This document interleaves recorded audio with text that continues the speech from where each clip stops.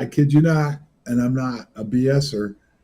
My son and I were sitting there because I lived right behind Bell Rock, and we were watching all this with binoculars. And he was facing towards, there's a Circle K and there's a roundabout there. So he was looking towards where we were looking at through binoculars. For about 30 seconds, something opened up behind him. But he was facing towards away from it. And my son and I were like, you had to go, what? You know, but something appeared to open up. So I don't know. Did you see anything or did anything happen while you were there? Because at one point we were supposed to go there and investigate, and then I had to have that toe surgery that came on. No, we didn't. I purposely didn't go to any of the touristy spots, and I was there on a weekend. So if you can imagine going back downtown and being stuck in traffic, I felt like I was on the 405 freeway during rush hour. So okay, yeah, that one road that goes from, I forget the town that where Bell Rock is, the name of it. It's actually under Sedona and goes up into West Sedona. Yeah, that road can be crazy. So yeah, it was bad. So, but yeah, so you didn't go. Well, if I ever get back out there and you're around, I'll take you to where they're not. This one area is not a tourist spot. This is the real deal. And stuff happens out there all the time. So okay, that sounds like a plan. So John, I wasn't able to be on the last show with you, and I know that you guys had talked about your new show that you have on KGRA Digital Broadcasting. And how's that going, by the way? Well, it's not really a show. Every week we recap a series that I put together with another guy by the name of Keith, that it's called Veritas Obscura, and it's Echo Protocol. And it's about a science fiction version of what Rendlesham was all about. But a lot of what's in it is real. And the crazy thing, because the people that have worked with me on this know that I wrote this before 3i Atlas came on the radar. I actually talked about an interstellar object being involved in all of this, and it was going to come through this time frame right now. And it's kind of crazy how what's in the book, and every week on Thursday night it airs at 5:30 Eastern time on KGRA, and then we do at 7 o'clock Eastern time on Saturday we recap it. It's kind of crazy how this story is paralleling what's going on with 3i Atlas right now. That's what my screen background is. It's the theme song to it's called The Green Veil. So it's pretty crazy. I mean, we're living in, I think, some of the most craziest times probably that have happened here since way back in ancient times. I think there's something shifting right now, and it's going on. And I'm just shocked that this 3i Atlas is getting very little, if any, coverage. And the fact that a few days ago they just came out and said there's something in front of it now that kind of fits and parallels the Hopi prophecy that this would show up, this would show up and start the countdown to the change. And what do you think the change is going to be, John? Well, that would be more something you would know, Michelle. We've had off-air talks about different things, including how they blocked me from going to Skinwalker Ranch and stuff. And so the point is that there's a time, I think, right now where what the natives experienced and lived is actually coming back to fruition again, and we're going to the next level. And there was something else that was brought to my attention that hasn't totally been covered yet. But if you go back to the history of the Great Flood, when the Hopi got taken underground, according to what I've been told, and I haven't had a chance because I'm finishing up another book, the sun affected the whole thing. And when 3i Atlas passed, the sun just did now, last week, like a few days ago, it triggered something with the sun, and that's what we're going through right now. We're actually going through the Aurora Borealis that happened big time last night, and it caught everybody off guard because they said it might have gotten down as far as the northern parts of the states, and then you'd have to see it with cameras. It actually was so strong last night, they didn't realize it was going to be like that. It was seen all the way down where you're at in New Mexico right now.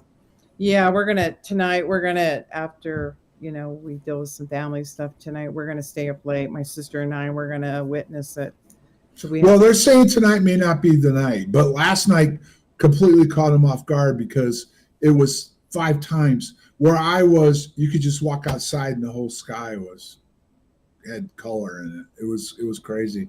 And they'd said right before that it wasn't going to happen that way. And they said something happened that they can't even explain. And it just was a massive storm last night. So. Yeah, wasn't it Bill who said that NASA's not going to even report those things to me too. They just said that they claimed they couldn't show the pictures or talk about what they saw with 3i Atlas when it passed, I think it was Jupiter, because it was shut down. Well, they're about to open the government back up tonight, and they just reported that NASA's not going to say anything about any of this. And Javi Loeb said that this is all being held back for political reasons. But he didn't clarify what exactly the political part was. And why, after all that, that the government is now going to open back up? They're hiding something. I honestly believe, and I don't mean tomorrow we're going to wake up and everything's going to go completely crazy, even though things get crazier by the day. I think we're in a transition period, and I think consciousness is changing right now. And I think a lot of people today have been talking online about how they feel differently, even today. There's something going on right now. And that's like I said with the book that I'm putting out. It'll be available right after Thanksgiving where you can buy it. But I made it available each chapter each week up to Christmas Eve. And the crazy thing was the December 19th is when it's supposed to get the closest to Earth and affect us. Yes, that's true. And that's exactly in the time frame of my book. That is really interesting. We were talking while we were behind the stage saying we're kind of physically feeling something today. A lot of us are tired and unmotivated. And my sister and I came back here to our Airbnb and we rested. I went right to sleep, and I don't do that in the middle of the day. And we're feeling some kind of cosmic tiredness or something's going on. Well, here's the kicker for me. I've got 3 young cats. And right. They've slept the entire day. It's crazy. All they've done is ate. They've eaten in the morning and they've slept. They got up and they've eaten just before I came on air, and they're all sleeping again. And those cats are usually terrorizing the house at least half the day. And they are just curled up sleeping right now. And I know, I'd really like to go on what you think is going on with Rendell's from Michelle, because we've had some conversations, but I don't want to drop a surprise on you by what we said in private. So, do you feel like something's going on right now that's going to be cosmic in nature? Well, I think what I'm seeing just in the past few days is a lot of people are exiting the earth. I'm having friends whose parents have gone or going. I'm dealing with similar things. Not a death yet, but, I'm finding it very, very interesting cosmically. A lot of people are exiting. Okay. What about you, Jonathan? Did you get any vibes in Sedona up there? I know you didn't go to the spots, but did you get any vibes about there was something kind of weird going on? Well, me and Stan, where we were staying, we could actually, how you feel when you're sitting at a railroad crossing and the train is going by and you can feel the ground kind of vibrate? That's what it felt like to both of us. And we actually Stan set a cup of water out. I was telling him that Tyrannosaurus was just around the corner and going to make it vibrate. But, as we sat there were ripples that were coming up every now and then. And so there was definitely some sort of vibration at that location where we were staying. John, I felt that yesterday too. I thought it was like a mini earthquake going on. Okay. Yeah. Feeling And vibrations as well. and I actually feel those all the time, especially when I'm laying down. I Mhm. can feel something shift, and having grown up in Los Angeles and been there for the Sylmar earthquake. um, I know what an earthquake feels like, and I know what something unusual, that you can sense it. So I have been able to sense a lot of earth movement like that. Right. So You know, John, what I noticed last night, I was coming in, I got here about 8:30, how pitch black it was last night. I was high beams all the way driving from in the New Mexican rural, on 550 from Farmington to Albuquerque. It was pitch black.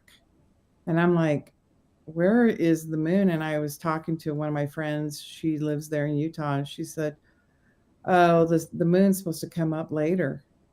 Like, Yeah, it doesn't come up till about 9:30. yeah, I had no light hardly. And, I just relied on my car lights. So that was a little bit nerving. right. Well, a black boring trip in the dark is nothing to worry about. It's when things happen and you lose time and you see lights and things get weird. So can I share this story? Around dusk time, I was coming from Hesperus, Colorado, and I had visited with one of my college friends, and she lives up on a county road that sits on top of a hill. As I was coming down the hill, all of a sudden I look in front of me, and there was a silvery aircraft, and it was I've never seen it before, silvery, and I'm like asking myself, what is that? And I was leaving a message for somebody else on their phone, and I forgot that I was giving them a message, and I was like, what is that? What is that? I got to grab my camera and grab it. And as soon as I went to grab for my phone to take a photo, it disappeared. And at first I thought, am I seeing things or is this aircraft? So I had that cosmic event yesterday, and quite interesting. Yeah, they're just keeping an eye on you. Somebody is. Maybe watching. That was something that, and maybe get you to ask me a few questions, Michelle, but because we've talked before, but when we were up at Skinwalker, Toby Martinez, I, and Warren, Yeah. we went up there and we had some stuff happen in the cabin. The first night we checked when we got into the cabin, where the camera actually was sitting there, and we were testing all the equipment because we are going to go out the next night, and the Right. camera moved down and it drained the battery. So Yeah. there was a presence in the cabin, and we weren't that close to Skinwalker. I think we were like 45 minutes to an hour. So put a new battery in, and it seemed to hold up. So that evening, all the equipment came out. We tested everything. And in the morning, made sure everything was charged. We had meters and everything else. And we went out there that night, and all the batteries got drained as the Right. stuff started flying around. And I always scoff at people when, like, why didn't you get a picture? Well, it disappeared, or it drained our batteries. Well, it actually did.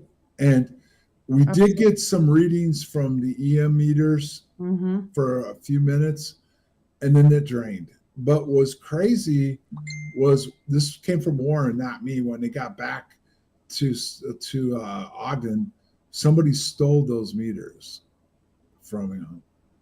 Oh man. So there was some data on what was going on that night out there, but it was a crazy show that went on right outside the backside of the ranch, of all kinds of stuff flying around and stuff that night. It was crazy. Well, John, and you have something very, very true there. When myself and Jim Morris would go and do parameter checks at the ranch on Homestead 2, we took his Denali out there, and we were circling back to come back to Homestead 1. And this is before it got locked down. It was during I think, before the show had began. And he all of a sudden stopped, the car stopped, and all the lights went out, and the headlights, but there was the only lights were the fog lights that worked. And what he had done was blown all the filaments out of his headlights, and we had to go back to Salt Lake, and he had to get them all changed out. So that does happen in many accounts of people's phones draining, equipment draining, cameras draining. So that is so true. The energy, for some reason, just gets drained out, or they don't want us to witness what's there when that happens. Well, from what I understand, it was a Hopi curse that started all this. Was that right, or was the Hopi cursed? I think it was the Hopi curse, the tribe that was there, right? No, the romantic story is that there were Navajos that cursed the land up there Okay. because the Utes had provided scouts for the U.S. cavalry during the roundup, Okay. and but my research has shown that things have been occurring in that area and known all the way back to Fremont times, and that there are a series of ritual sites around that Skinwalker Ranch area that were put there for the reason of holding back whatever was there so it wouldn't come out into the rest of the population. And those sites are anywhere from 500 to 700 years, even 900 years old. So the Navajo curse would have occurred about 1868, and it doesn't account for a lot of the sacred sites around that area. That was a weird area. It was. I honestly didn't get the vibes up there that I got in Sedona. I just can be straightforward. Sedona was like, living there for 2 years was a ride. It was the magic carpet ride, is what I call it. Were you purposely wanting to find something, or you? No. Okay. The story with me up there was that I moved up there.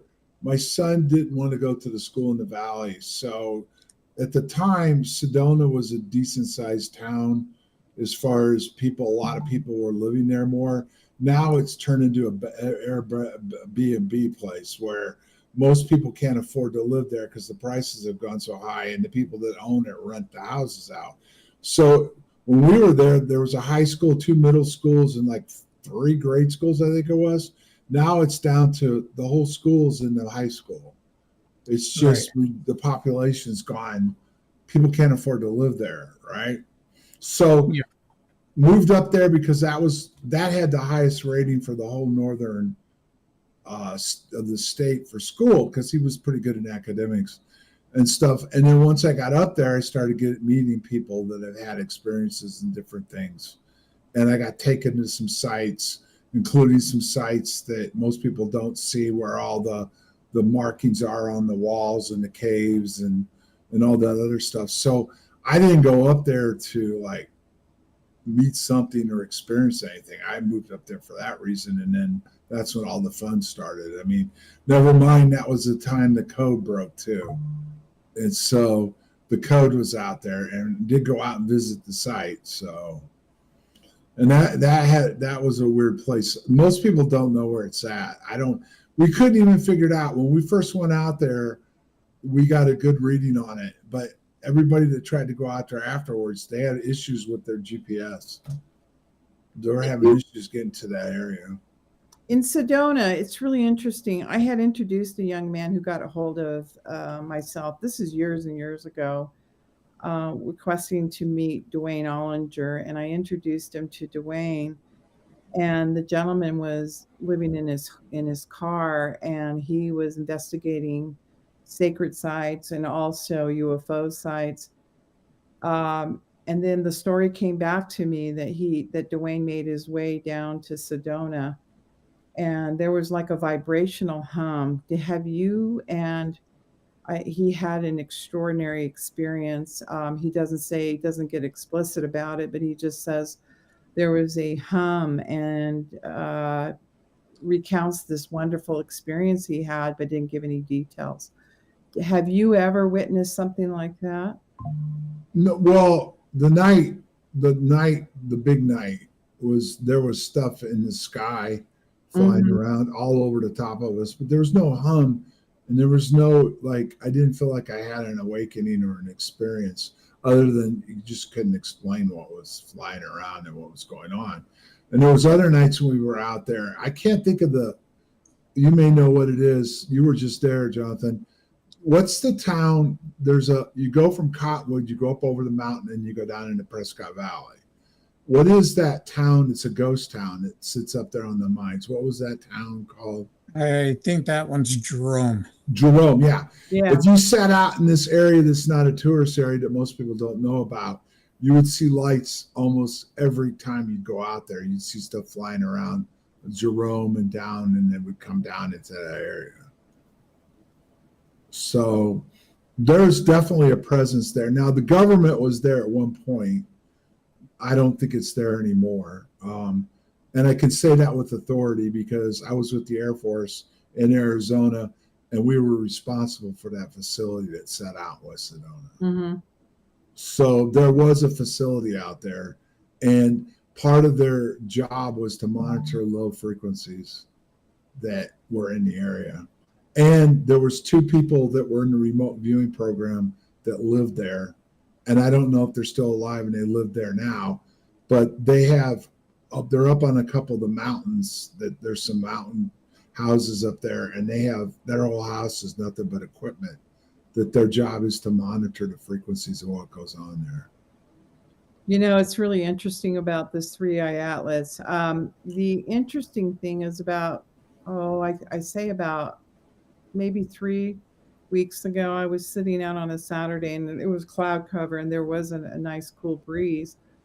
And all of a sudden I was karaoke with my daughter-in-law. She loves to sing. So we were sitting outside just enjoying the weather and having a nice little tea or soda. And all of a sudden the heat started radiating like heat. And all of a sudden my arm got sunburnt right there. And I called a friend of mine and I said, "What is going on?" She goes, "Oh, I think you just better get inside because there's a sun flare happening right now." And I felt like I was inside of a microwave and I couldn't get cool. And I was like, I got to get in the house. And I had to stand in front of the fan. But I noticed I got sunburned. So people need to be very careful. And these sun flares are coming through because it does affect your body. It affects everything. But so, do you guys have any questions? I think, Jonathan, last time we got into Rendlesham a little bit. You have any questions for me about Rendlesham and my experiences and stuff like that?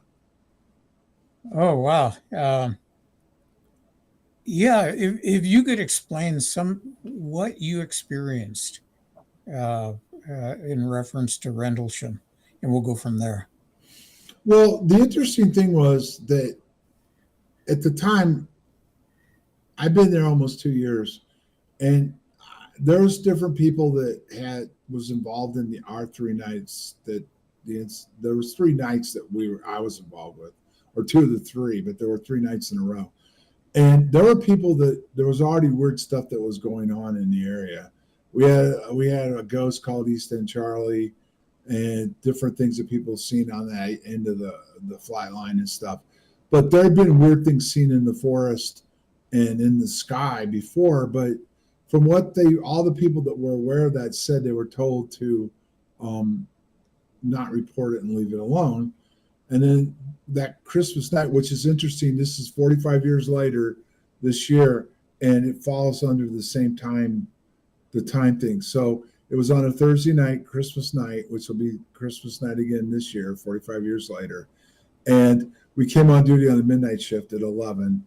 And we, about 3 o'clock in the morning, I was on patrol with my supervisor, and he saw strange stuff in the sky coming into the forest. So we went out to try to see what we could figure out, and it just seemed odd and out of place. So we called it in on the phone, and he sent security down. And then 3 of us went out into the forest because at that point they thought maybe something had crashed because radar confirmed something was over the area and went into the forest. And then we went out into the forest and it played tricks with us for quite a while before we got close to something. And each one of us that were involved remembered differently. And then it went up and it went out into the distance and we chased it for a while and then it was gone. So that was night one. And then night two, the shift commander, it was a new flight. We went on break. So the new flight was on midnight shift and they had an encounter and it actually shut the vehicle down. The shift commander was going over for the event when it was seen. People were seeing it. So she was on her way over. She freaked out and got relieved of duty and she actually got removed from the base. So those stories that went on with her, supposedly, including some people claim now that she actually took a shot at it. Then night three was the big night with Colonel Hall. And that was the night he took a team out there and I ended up meeting up with the team. And that's when Adrian Bustinza and I went forward and I got close to it. And Adrian said I went into it and disappeared. And so a couple things about that is that Adrian and I both had issues with it afterwards. And both him and I have now got a settlement from the government, a VA settlement, admitting that we were injured by it, whatever we had happened to us that night, and we're getting disability for it. And Colonel Halt just did an interview with Russ Colcart, and he even said in that interview, he said Adrian and I were clearly injured by what we encountered. Did you encounter any loss of time or any type? First night, our watches were 45 minutes slow. So, but night three, no, there was no like I don't remember like our watches were slow or anything. But when we went in, when we were involved with it, time did seem to slow down. Okay. And pretty sure what we encountered was time dilation, a time dilation bubble. Because if you research time dilation in the bubble, and they're actually utilizing it and working on it now for military application, that would be something that, you know, it could actually be used for even like DARPA's gotten as far as they're working on transferring something from A to B, and all that involves time dilation, plasmas, and UAPs basically. Yeah. So that's the book I'm coming out with in December. It's called Project Rendlesham Crossing the Threshold, and what's going to be in that is describing all the technology we had out there, what they were working on at the time, how it's evolved, how it affected us. And I just finished an exchange with the MOD.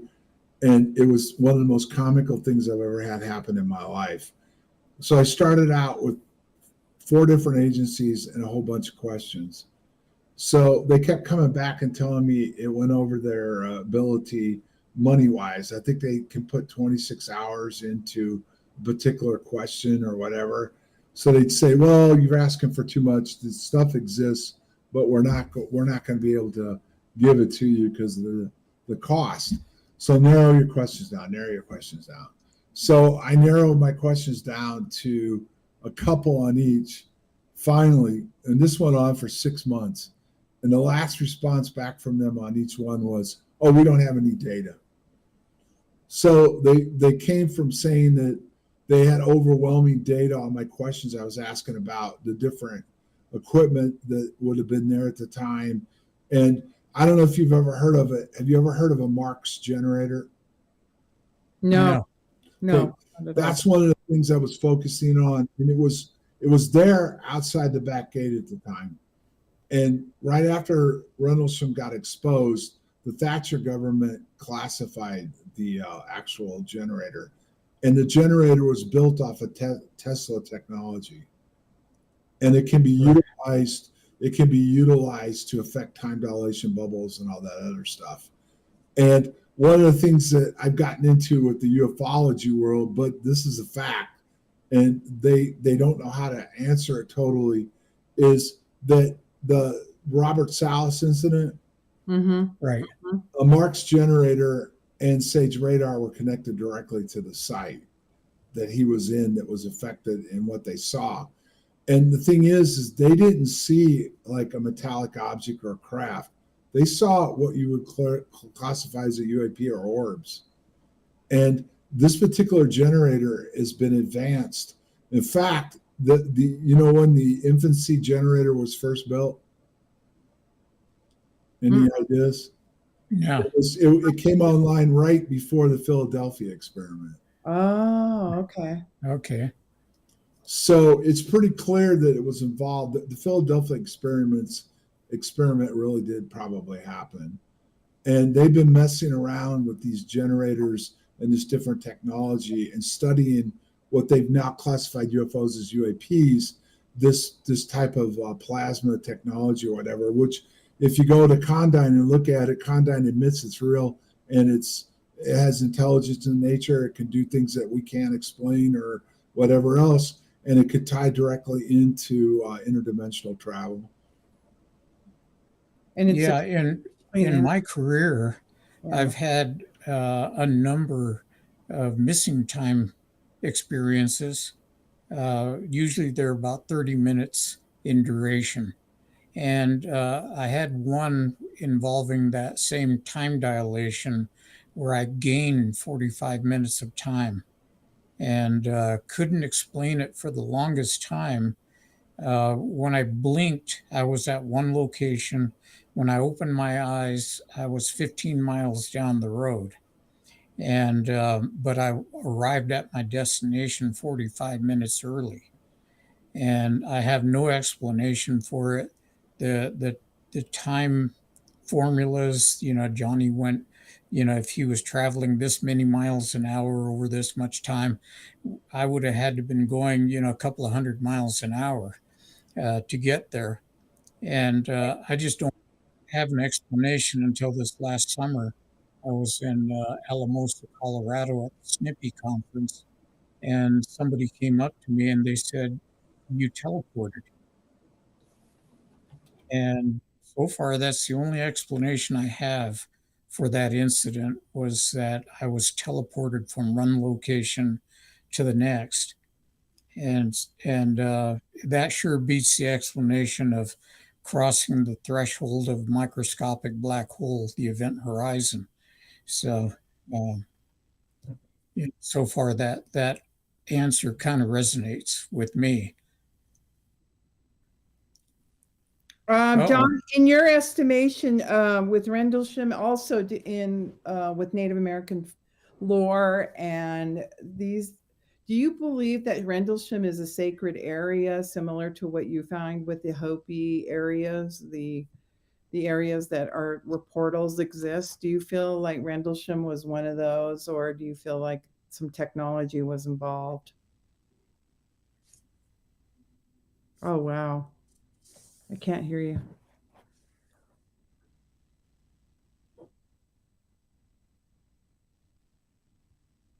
Yeah, you're on mute. Did he mute himself? I think so. There he is. What happened? Well, my computer activated. I've got a lot of safety nets, and it said something Okay. just tried to access my computer, and it denied access to it. And then Wow. all of a That's sudden crazy. the mic acted up. But your question is this: it goes back to Rendlesham, okay, and it goes back to two facets. Number one, it started at 3 a.m. We probably didn't go into the forest until after 3:30, between 3:30 and 3:45. Okay. From where we were at the gate, and we drove a little bit. We went down probably half a mile in a vehicle. From where we got out of the vehicle and where we ended up before we turned around and came back, and we were back on site by around 5:15, somewhere in there. I can't remember exact time now. But we could never, because we went back and walked the route in 18. We could never have gotten from where we started there and back in time. And under my hypnosis, I start talking about walking. We were walking back, and we didn't even recognize anywhere where we were or how we even got there. So there clearly was something there. Now, yes, it's a sacred site. In the weaponization book that James Worrell and I did in 2020, and a guy by the name of Wayne Keach was involved in, he did a whole chapter on the research on top of other stuff. There is an ancient burial ground out there. And it's a Saxon burial ground. And part of the title of the book is The Home of the Shield. If you go online and Google Rendlesham Forest, Yeah. it's a sacred area, and it's called the Home of the Shield. There's a protective force out there. And this is research that shows it. And there's an ancient burial ground. And when we were out there in that area, that was where we remembered, or I remember being at the end before we started coming back, which was right on the coastline. They took a bunch of pictures, and there was some kind of weird orbs all in the ground and around me in the pictures he took with this camera and stuff. So there is clearly an ancient area, a burial ground out there. And what most people aren't aware of, at the time, there was a sanctioned government project going on. His name was Andrew Pike. He wrote a book about it. They were there studying UAPs and this phenomenon that was there. And in his book, he even admits that the incident then took place and they crossed together into something crazy. So that area is well known for having weird activities going on, just like, say, Skinwalker Ranch, Sedona, and some of the other areas. Yeah, there's a parallel, the 37th parallel. I do believe that a lot of this stuff takes place around the world that's tied into that parallel vortex. And people have tried to study it, but these things are so random. But it apparently also, looking at it from a sacred place that were burials, ancient, Fremont Native Americans, Hopi lore. I mean, there is just so much out there we don't know that our ancestors knew. Well, Jonathan, you guys were aware that was a main travel route for the Native Americans through Sedona, right? And there's just down the road from Sedona, there's a major burial ground down there. Okay. Like Montezuma, isn't it called Montezuma? Or what is it called? It's a major. Montezuma's Castle. Yeah. Mm-hmm. Right. And they lived in the cliffs above Sedona. And were you guys aware at one time Sedona was a huge lake? Yeah, go back and study. Way back in ancient times, that whole area was a lake. And the natives lived up in those mountains that sit above, up there in the caves above. Right. I know that in Utah, the Bonneville Lake was an ancient lake that spread across Idaho, Montana, Utah, maybe as far as where Arizona goes, because Sedona was underwater for the most part of it. It was a valley, it was underwater, and then it switched to a desert. And that's part of the thing that people don't even realize. The earth has made major changes, over thousands of years. And what was desert was lush, maybe even tropical at some points.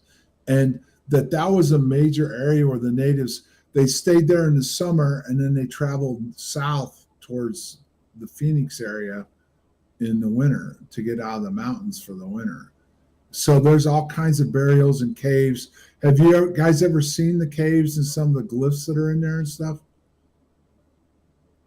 I haven't been up there. So yeah, it's amazing what's there. I mean, if you ever want to go to an area where you actually have a chance of something happening or experiencing something, that is the area I would recommend. In fact, Jonathan, I hope someday we can get back there together, and plus I'd like to get up on Hopi again. I'm hoping that the Hopi connection can get me up there. He blew his knee out this summer, so he's just recovering from knee surgery. But hopefully, maybe next spring can get up there. I'd like to go back up on Hopi because we had weird experiences up there when I went up there. So John, with your Rendlesham experience, and I know I'm asking a lot of questions, did it consciously change you in any way that it heightened your sense of connecting to the I must say cosmic intelligence of that sort? I mean, do you feel like there was a change in you? Not right away. In fact, it was the whole thing. I was just a young airman, and there was a lot of, I guess you call it politics or whatever you want to call it. Yeah. The wing people got involved, the higher ups got involved. I was just a little peon that got called in, wrote a statement and told, we'll let you know if we need anything, don't call us, we'll call you. And I did go back out and see some more stuff because they put me on a particular gate where all this stuff was going on.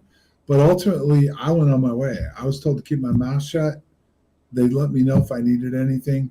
So I did. I went on. I left the base, went to my next base.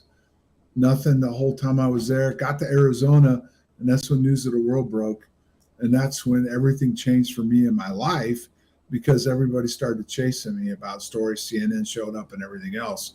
But it wasn't until years later that I started feeling differently, that I started feeling more of a connection. But at first, no, I'm not going to try to make this all of a sudden I changed and all that. But I do feel differently now. And Toby Martinez believes that I can bring him in. I think you said the same thing, didn't you?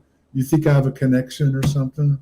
Yeah, when I was with Warren and Toby, I think it was 2 summers ago, and then we had our experiences up there in the Uinta Basin, not necessarily near Skinwalker, but in the Uinta Basin.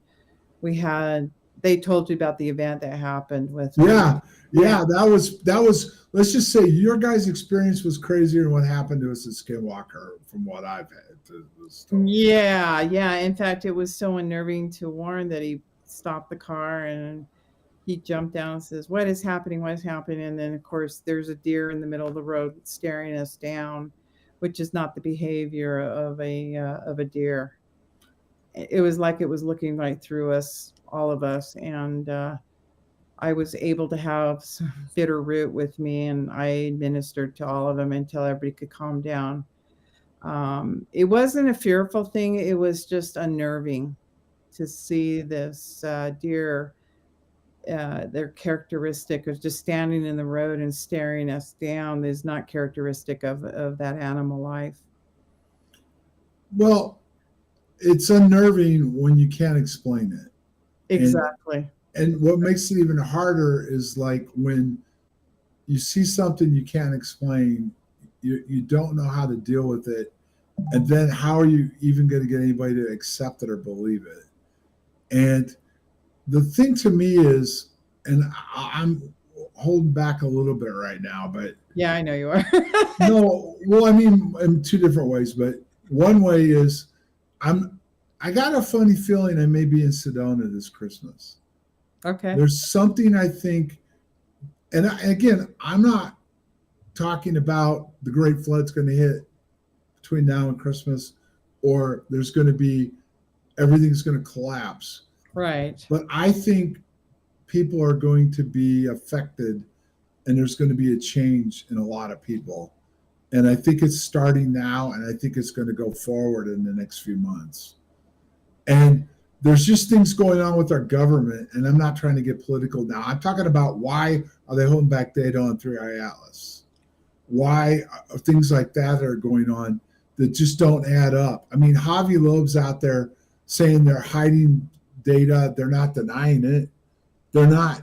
Even the world governments are holding back because there was other governments in Europe, and the European Union got shots of the 3i Atlas, and they're not releasing the data.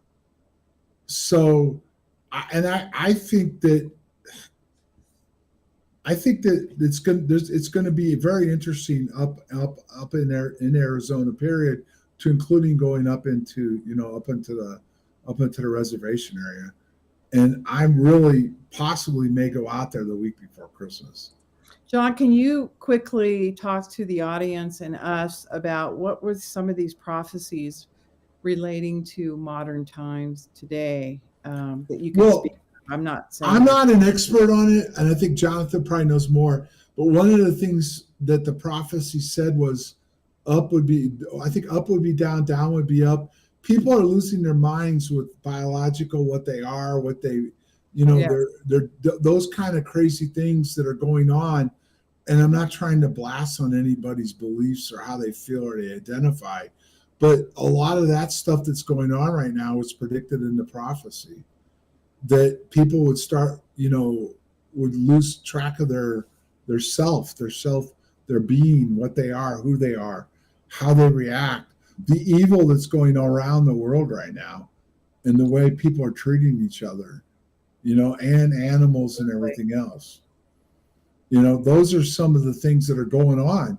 Yeah, I don't have the prophecy list in front of me, but I bet, Jonathan, you know more about it than I do. But there's a lot of things that the prophecy said, and including that was going to be when the blue star would reappear. Yeah. The blue star Kachina. Now, I've also been told, and I can't verify this because I don't have access to the dances, but two things are going on in Hopi. The dances are dying, which is part of the prophecy. They're having a harder time to have the dances and the dancers. And the fact is that the blue Kachina removed its mask. Now, the thing that I had happened to me, which has happened to me when I was taken up on the third mesa, was I had, and again, people will probably think I'm making this up, but I was with the Hopi elder, and the blue Kachina dancer appeared right in front of us. Just there he was. Love it. And he gave us a root, and I don't know what the root was, but they talked in Hopi. He gave me one. He gave him one. They spoke in Hopi, and then the dancer was gone. And then, and what was crazy was two things that set out to me about this that was crazy. Number one, when you go up that road to go up to the mesa, have either one of you been on that road? Yes. Okay. No white people, no cameras, no nothing. Right. This mesa. I was a white guy, and when I got up there, no one acted like I was out of place. Right. But what's crazy about it was they do a series of dances, and there's three in a time. I got there towards the end of the first dance, and I was only allowed to see the next two in that series.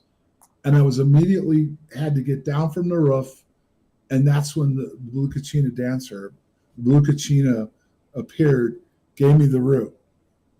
Then we left immediately from the mesa, went back down to his village, which was down off the mesa, and we spent the rest of the day there and then part of the next day for all the different dances. When we got back to Sedona, he told me to plant the root in the backyard. And he left me there and went home. He called me a couple hours later and said, "Have you planted the root yet?" And I said, "No." He goes, "Go plant it." All right. What's the big deal? I mean, I didn't mean I wasn't going to do it, but it was like vital. So I planted the root. A half an hour later, there were a whole bunch of blue orbs in my son's room, and a big red orb tried to come through the walls. And they attacked it and drove it out. It's really happened. After that, they wanted my son, they brought him up the next series of dances the next summer, because I went up right at the end of the dances, and they brought him up at the beginning of the dances. And again, I can't prove this, but this is what happened. They took him to the prophecy rock, and they allowed him to climb on the rock and be around the rock. And then they talked to him away from me, and he would not tell me what they asked or what went on. Then they took him over for the dances in this particular village, not on the mesa, and the entire day was focused on him. And the very last dance, you know how they throw out gifts to the crowd? Yep. Yeah. All the gifts were given to him, and he sat with the elders. I wasn't allowed to sit with the elders. But he was. He was. He sat in the row of the elders. I had to sit next to them in the row over. Hey, you know what, John? This has been a wonderful show, and thank you for your knowledge and for sharing your true stories. And we got to wrap up. I mean, I don't know where the time went with you, but it did, and it was fascinating. I'm getting messages. We got to wrap up. So, and we're going to have to bring you back again, yeah, John. absolutely. We're just barely scratching the surface. And Jonathan and Michelle, if I come out at Christmas time, I know it's Christmas time, I'll let you know. Maybe we can meet up. Okay. I'm not saying I am. I'm not saying I am yet. But every day I get stronger feelings I need to be out there. So we'll see what happens. Also, Yeah, you got to come on with the Paranormal Rangers once your book is out, and you can let everybody know what's in the book, because I know there's going to be a lot of information in that book that people will be very interested in seeing and reading. Right, and I'll get you guys a copy of the book before that so you can read it. Thank you. Awesome. Yeah. Thank you. All right. Thanks for having me on, guys. You bet. Thanks for being here. Right. Thanks, everybody. Have a great day.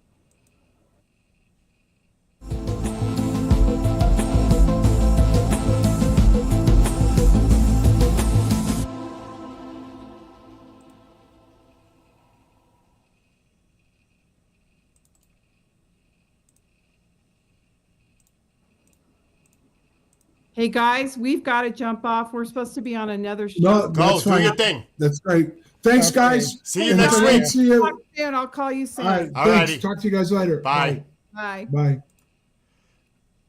All right, we are clear off the network. I just got to make sure I have everything running for tonight. It looks good. For a little while, at least. I'll finish it later. All right, I got to download this show for audio archive. And hello to everybody on TikTok. This is New York. Well, not New York City, but New York. All right, hold on. I've got to get my bearings here. Why is it not coming out? Oh, there it is. Download audio. This is work related, so I got to do it right away. And then I'm going to have to reboot because the camera won't work on my end seeing me because I have to reboot because the camera was being used on the live stream. I jumped on at the end because he's got a really important book coming out. And I definitely wanted to get that in there and have him come back with them. Because there's going to be a lot of interesting information in that book. Oh shit, I downloaded that already. That's interesting. We got to wait for this one. All right, now I got to bring TikTok over here so I can see what the heck I'm doing. This goes back over here. That was, oh no. Somebody's calling my phone. Oh my God. You're kidding me.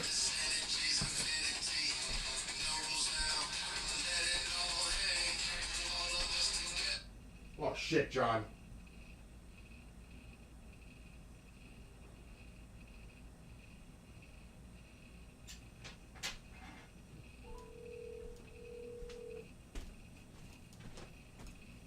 What? Yeah. Real fast. Yes. You sent this to me during the show. Uh-huh. It's just breaking. Hawaiian Observatory records an unknown object orbiting Jupiter. What? Yeah, I was going to try. I just was going to let you know. I'm going to send it to you. I don't know if it's real, if it's AI generated, but he sent me this thing, and there's a picture. It looks like they have an object that's orbiting Jupiter right now. You know something? I read something that there was an unknown object, but I didn't know it had to do with Jupiter. I'm gonna have to look into that more. But he's in a casino in Indiana, so he's gonna send me the show file for next week, Friday. So it might just be you and I, but I'm gonna see if I can get the Padre or Commander on the show with us. No, that's cool. Yeah, we'll have fun. We didn't do it for 2 weeks. We got a lot to talk Exactly. about, so. All right, listen. Have a great night. Yeah, hey, and let Yes. me know if you see anything weird on your Skywatch. I will. Right now, it's just ordinary. I don't think there's going to be a big storm because I think they downgraded it. That maybe it'll be a G2, G3. Okay. Anyway, I'll let you know. I'll talk to you on Saturday. All right. Bye. Later, bye. Okay. Oh my gosh. This is how it is. Anyway, where was I? I refresh now. Frozen? It shouldn't be frozen. That could be a Rumbler Nation thing. Not sure about that. TikTok looks like it's working fine. Let me get all this in organized because I'm a mess on my end. I streamed to 10 platforms just now. Can you imagine that? 10. 4 with the stations. What the heck is that? Oh, that's the Bishop. Oh my gosh. What's up, KJ? Oh, just crazy. Just carrying the audio for the show on here. And what's even crazier now is I'm still trying to get everything organized here. And that's not easy. I've never done that before. That was a first. So what I got to do now is technically TikTok. I have to end the stream and reboot it because my camera's not going to work on the screen. I don't think it will. No, it's not. Because I have to stop it. It was a conflict. Oh, this is serious multitasking. So for those on all the platforms, I'm going to stop. I'll be back in